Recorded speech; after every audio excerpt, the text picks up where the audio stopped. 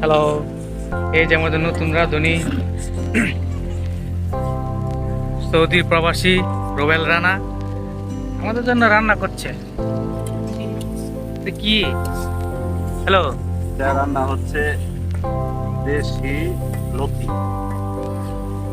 ভালো করে বলেন।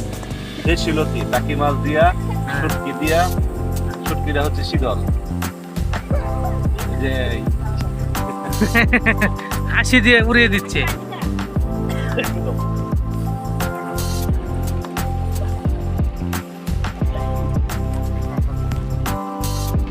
বাহ, জোস। লতি লতিটাকে সিদ্ধ করে নিয়েছে।